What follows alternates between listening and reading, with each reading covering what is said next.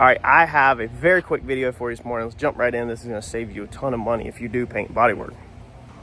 All right, so on this channel, we've showed you everything, how to repair your car, primer, bodywork, guide coat, everything. So you've got your panel done, okay? You've got all your body filler done, and you've put this thing through primer. Now you need to sand it. Now, in order to sand this and be able to see what you're doing, you need to use something like a guide coat. So over here, we started sanding on this one, and this up here is pretty much done, but I'll show you right here. This is what a guide coat's for. So this is your primer after it's sanded. This is primer with a guide coat on it. So when you start sanding, okay, you see how we can see the orange peel in there? All right, so this shows you, the guide coat will show you dents and orange peel and pinholes and stuff like that of how much you need to sand. Now this video is obviously going to be on the actual guide coat, but that's what it's for, is if you can see that. You can see all of the imperfections. So you got to keep sanding until them are gone, so it basically looks like that.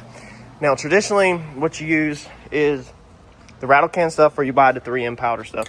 So this is rattle can stuff, and you just spray it on like that. All right, and that's what it looks like.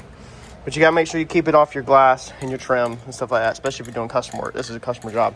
So sometimes if you have primer right up to the glass or trim, and yes, this should be broke down. The door handle's out of it. The trim is not out of it. I understand, okay? But you would, if you forget to put your guide coat on before you unmask from primer work, then you'd have to remask some of this stuff up so you don't get guide coat on it. So a lot of people use powder guide coat, like I'm gonna put on the screen right here. Now this is 3M and it's expensive. So what we've done is we are using marking chalk, okay? And I'll put the links in the description. The links will probably expire, so if this is an older video, you're gonna have to find something yourself. This is 3 pounds of marking chalk, and then we bought a 2-pack of these foam wax applicators. Now they need to be circle. There's a lot of different ones on there. I used an old pickle Tupperware, so any Tupperware will work, but I used this one because it had fluids in it. Now you gotta make sure it's dry, but being it had fluids in it, we checked it. You could turn it upside down and it would not leak, meaning this thing seals up airtight. So it's got to be airtight. You can't get this powder wet. Now, I never use powder because of the price. It's very expensive.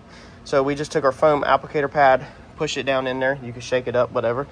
And now, just like that, you've got foam guide coat.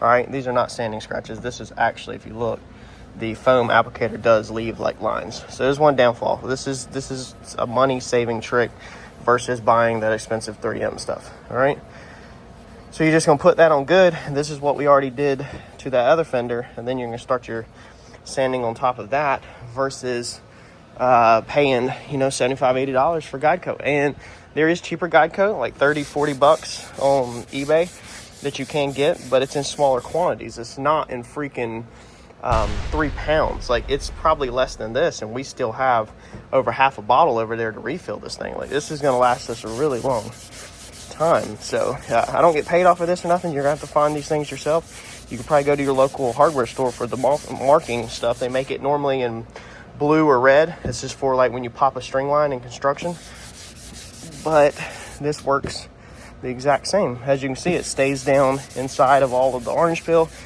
Any scratches, any dents, any dings, stays in there. And you don't have to mask up stuff. You don't have to worry about a spray can.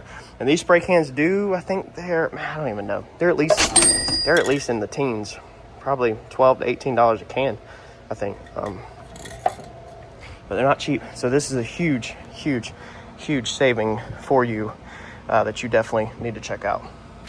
Let me know in the comment section real fast if you ordered this or if you're gonna order it. I want to know how many people we help out, and that way we kind of get a feedback for how many times we should do videos like this. Cost savings. This saves you a ton of freaking money overall and works absolutely great. If you're new here, go ahead and smash the subscribe button for me. I'll catch y'all in the next video. Thanks, y'all.